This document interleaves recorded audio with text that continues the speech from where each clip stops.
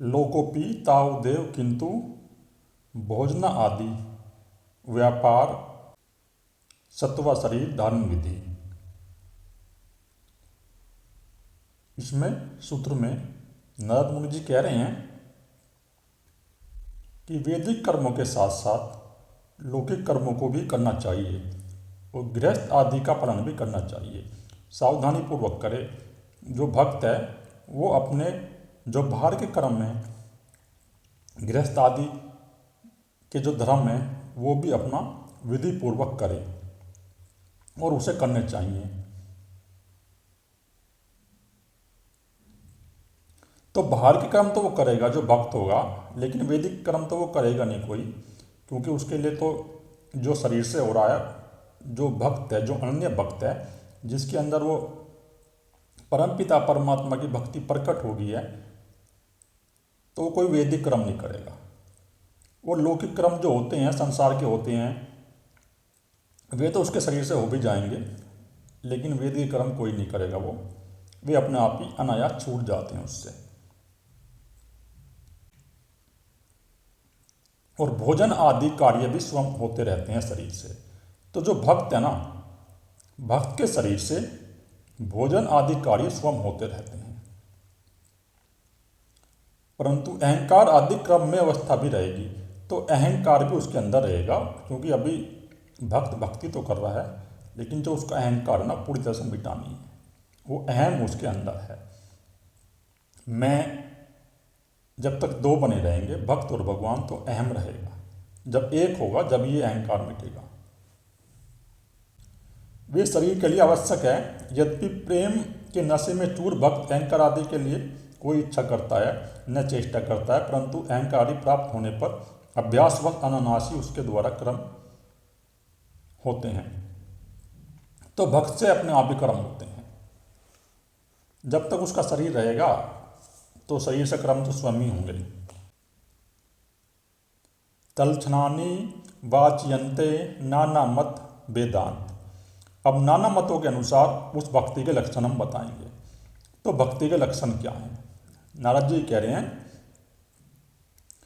कि जो विभिन्न आचार्य हैं, नाना मत, तो बहुत से आचार्यों ने अपने अपने मतों के अनुसार उस भक्ति का स्वरूप बताया है और उसकी व्याख्या की है।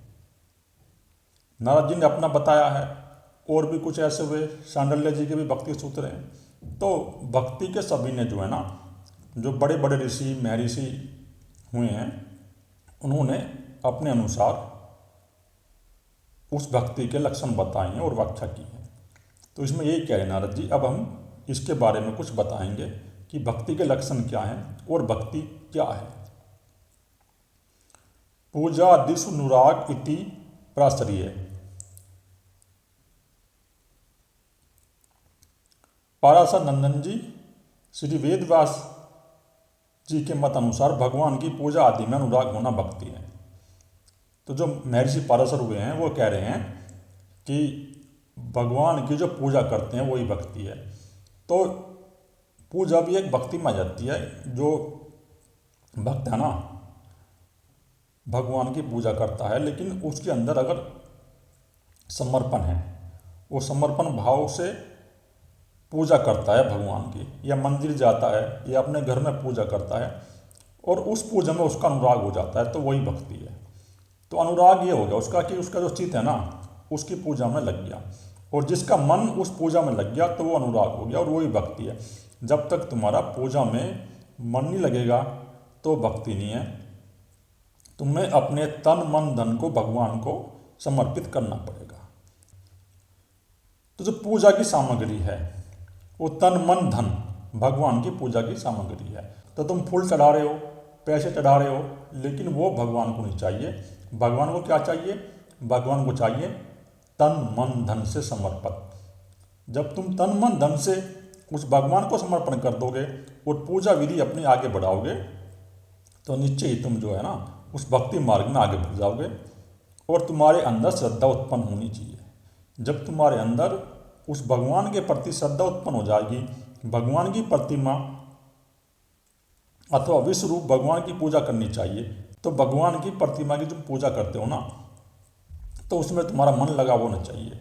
जब तक तुम्हारा मन उस पूजा में लगा रहेगा, तो नारद जी कह रहे हैं कि संसार के बंधन में नष्ट हो जाएंगे। तो संसार के बंधन तो वही है जो तुम्हारे चित्त के अंदर रात दिन कामनाएं चलती रहती है ना, किसी वस्तु को प्राप्त करने की, तो वही संसार का बंधन है। ये शरीर से जो कर्म हो रहे हैं ये तो संसार का कोई बंधन नहीं है। तो संसार से जो बंधन है, जो चित्त के अंदर निरंतर कामना उत्पन्न रहती है, वो ही संसार का बंधन है। तो जब तुम्हारा मन उस भक्ति में लग जाएगा, उस परम पिता परमात्मा में लग जाएगा, तो तुम्हारे अंदर कोई भी है ना संसार की वस्तु को प्राप्त करने की कामना उत्पन्न नहीं होगी। नहीं तो तुम्हारे अंदर संसार की वस्तु को प्राप्त करने की कामना उत्पन्न होती रहेगी, तुम चाहे कुछ भी कर लो, तुम्हारे अंदर से वो सच्ची पूजा नहीं निकलेगी। तो पूजा के भाव में जो स्थित हो जाता है मनुष्य, और जो पूजा करता है उस परमपिता परमात्मा की, अगर उसके अंदर एक भाव प्रकट है, श्रद्धा प्रकट है, तो उसके अंदर भक्ति प्रकट हो जाएगी, नहीं तो नहीं होगी। तो एक प्रकार की ये भक्ति है जो महर्षि पाराशर ने बताई।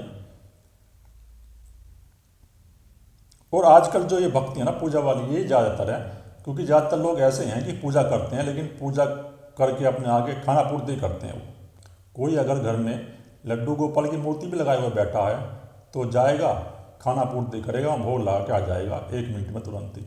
लेकिन वो भक्ति नहीं है, वो पूजा नहीं है।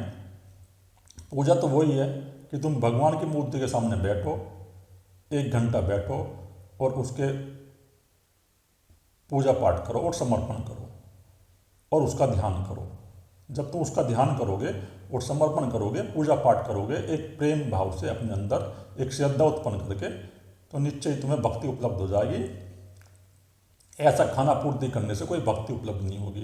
तुम मंदिर में भी जाते हो तो तुम खाना पूर्ति करते हो, तो जो मनुष्य खाना पूर्ति करेगा ना, तो उसके अंदर भक्ति प्रकट नहीं होगी।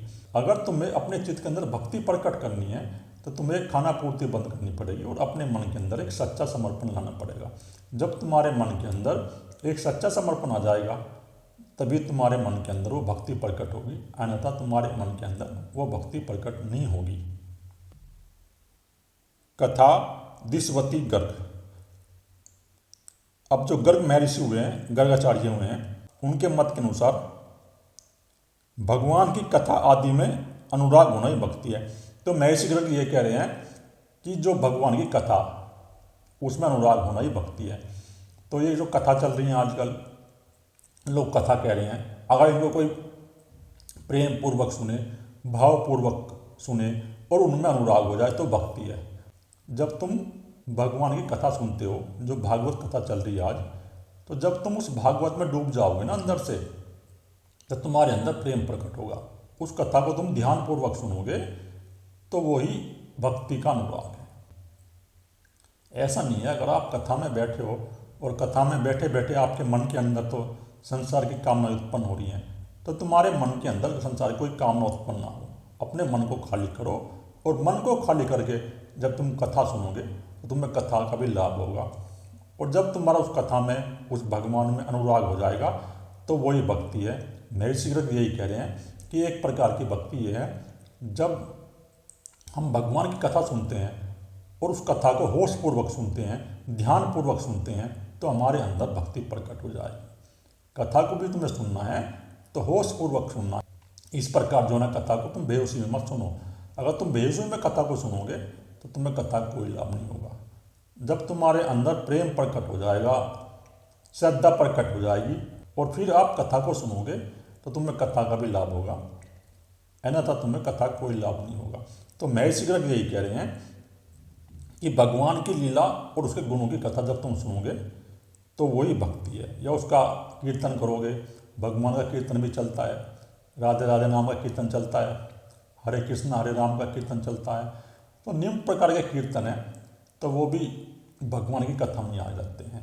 जो भगवान का स्मरण करते हैं और उसकी कथा को सुनते हैं, कीर्तन करते हैं, श्रवण करते हैं, या राम कथा है या भागवत कथा है, जितनी भी कथाएं हैं उनको तुम होशपूर्वक सुनो। जब तुम उनको होशपूर्वक सुनोगे तो तुम्हारा भक्ति में अनुराग हो जाएगा, और जब तुम्हारा भक्ति में अनुराग हो जाएगा तो तुम्हारे चित्त के अंदर वो भक्ति प्रकट हो जाएगी, नहीं तो तुम्हारे चित्त के अंदर कोई भक्ति प्रकट नहीं होगी। होशपूर्वक सुनने की बात है यहाँ, बस तुम होशपूर्वक उस कथा को सुनो। जब तुम होशपूर्वक कोई भी कथा सुनोगे, चाहे वो श्री हरि कथा हो, चाहे वो भागवत कथा हो, चाहे राम कथा हो, किसी प्रकार की कोई कथा हो, जब तुम सुनोगे तो तुम्हारा एक समर्पण उसमें होना चाहिए और प्रेम उसमें होना चाहिए। जब तुम्हारे अंदर श्रद्धा, प्रेम, समर्पण उत्पन्न हो जाएगा तो तुम्हारा भक्ति में अनुराग हो जाएगा, उस भगवान में अनुराग हो जाएगा और फिर तुम्हारे अंदर वो भक्ति प्रकट हो जाएगी। आत्मरत्य विरोध नीति सांडिल्य। अब जो सांडिल्य ऋषि हुए हैं उन्होंने कुछ बताया भक्ति के बारे में। अपने मत के अनुसार उन्होंने कहा है कि आत्मरति अविरोधी विषयों में अनुराग होना ही भक्ति है। तो वो कह रहे हैं कि विषयों में जब तुम्हारा अनुराग हो जाएगा तो वो ही भक्ति है। जब तुम्हारा चित्त शुद्ध हो जाएगा और तुम्हारे चित्त के अंदर एक शुद्धता उत्पन्न हो जाएगी तो फिर तुम्हारा जो चित्त है ना विषयों में नहीं जाएगा, नहीं तो तुम्हारा चित्त विषयों में जाएगा। तो उनसे तुम्हें जो है ना हटना है, विषयों से अपने आप को हटाना। और जब आपका ध्यान भगवान में लग जाएगा तो फिर वो चित्त आपका फिर वहाँ नहीं जाएगा विषयों में, अन्यथा आपका चित्त तो वहाँ जाएगा ही विषयों में।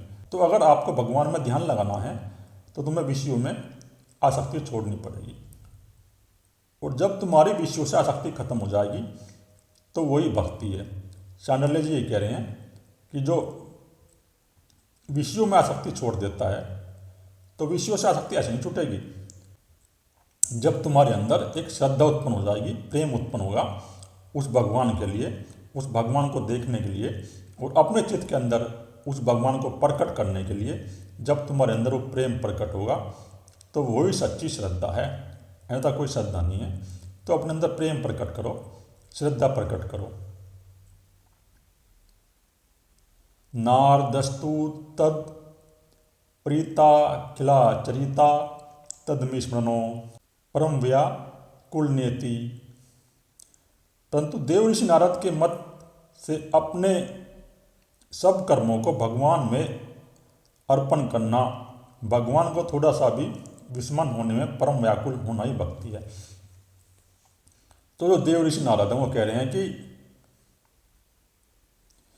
जो तुम कर्म कर रहे हो संसार में रहकर, जो भी तुम कर्म कर रहे हो, चाहे कोई नौकरी कर रहे हो, चाहे कोई खेत का काम कर रहे हो, चाहे अपनी गृहस्थी का काम कर रहे हो, चाहे कोई व्यापार कर रहे हो, तो उसको इस प्रकार करो कि जो करा रहा है वो परमपिता परमात्मा करा रहा है और उसको अर्पण कर दो। तो अपने अंदर से जो तुम्हारे अंदर वो अहम भाव प्रकट हो गया है, उस अहम भाव को हटाओ।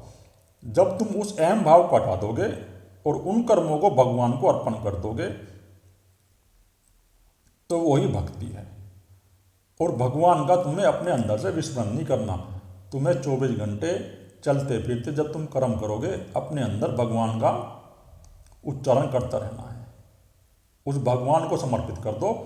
जो भी तुम कर्म कर रहे हो इस प्रकार कर दो कि जो करा रहा है वो परमपिता परमात्मा करा रहा है, मैं तो निमित्त मात्र हूँ। जब तुम अपने सभी प्रकार के कर्म उस भगवान को समर्पित कर दोगे तो तुम्हारे अंदर वो भक्ति प्रकट हो जाएगी और वो प्रेम प्रकट हो जाएगा। एक मार्ग ये है जो गीता में भगवान श्री कृष्ण ने बताया था अर्जुन को कि अर्जुन जो तुम कर रहे हो उस कर्म को भगवान को अर्पण कर दो, कि जो करा रहा है वो परमपिता परमात्मा करा रहा है, मैं तो निमित्त मात्र हूँ। तुम युद्ध कर रहे हो तो इस प्रकार समझो कि युद्ध भी वो परमपिता परमात्मा करा रहा है, मैं तो निमित्त मात्र हूँ। ये जो सब शरीर से कर्म हो रहे हैं और मन से कर्म हो रहे हैं ये अपने आप ही हो रहे हैं। ये हम मान के बैठ गए हैं कि मैं हूँ, ये हमारे अंदर ये अहंकार प्रकट हो गया है कि मैं कर रहा हूँ। तो जो मनुष्य इस अहंकार को हटा देगा और इस प्रकार कर्म करेगा कि जो करा रहा है वो परमपिता परमात्मा करा रहा है और उस परमपिता परमात्मा को वो अर्पण कर देगा तो उसके अंदर वो सच्ची भक्ति प्रकट हो जाएगी। अगर तुम्हें अपने चित्त के अंदर वो भक्ति प्रकट करनी है तो आप जो भी कर्म कर रहे हो उसको परमात्मा को अर्पण कर दो और परमात्मा का चिंतन तुम्हारे चित्त के अंदर होना चाहिए। वो जो परमपिता परमात्मा है, तुम कोई भी इष्ट ले सकते हो, चाहे भगवान श्री कृष्ण ले लो, भगवान राम ले लो, उसमें इष्ट की बात है, चाहे कोई तुम्हारा सदगुरु हो। जो भी तुम कर्म कर रहे हो इस प्रकार करो कि जो करा रहा है वो परमपिता परमात्मा करा रहा है और उसको अर्पण कर दो। तो तुम भक्ति में जो है ना अपने आप ही आगे बढ़ जाओगे। तो नारद जी ने जो भक्ति बताई है, तो नारद जी का मत यही है कि भाई तुम कर्म भी करो तो इस प्रकार करो, परमात्मा को अर्पण कर दो। तो जिस प्रकार गोपिकाएं थी, गोपिकाओं ने जो है वो सब भगवान श्री कृष्ण को अर्पण कर दिया था। वो जो भी कर्म करती थी वो इस प्रकार ही करती थी कि जो करा रहा है वो भगवान श्री कृष्ण है, हम तो निमित्त मात्र हैं, हमारा तो एक प्रभु वो भगवान श्री कृष्ण है, और उनको अर्पण कर देती थी। तो इसलिए वो भक्ति मार्ग से मुक्त होंगी जो सभी गोपिकाएं थी। अस्तेव मेवम, ठीक ऐसा ही है। अब नारद जी कह रहे हैं कि ठीक ऐसा ही है, ये जो नारद जी ने सूत्र बताया है, अगर तुम इस प्रकार चलोगे तो तुम भक्ति के स्वरूप को प्रकट कर लोगे। इस प्रकार नारद जी ने कहा है कि ठीक ऐसा ही है। यथा विरज गोपिका नाम, तो जैसे विरज की गोपिकाओं की भक्ति, तो जिस प्रकार विरज की गोपिकाएं थी उन्होंने भक्ति करी। देवऋषि बता रहे हैं, उदाहरण दे रहे हैं कि प्रेमिका शिरोमणि प्रात स्मरणीना श्री गोपिकाओं का नाम लेते हैं। तो वो प्रेम के जो उदाहरण है ना, वो प्रेम के उदाहरण में सबसे बड़ा जो नाम आता है वो गोपिकाओं का और भगवान श्री कृष्ण का आता है, जो सबसे पहला नाम है।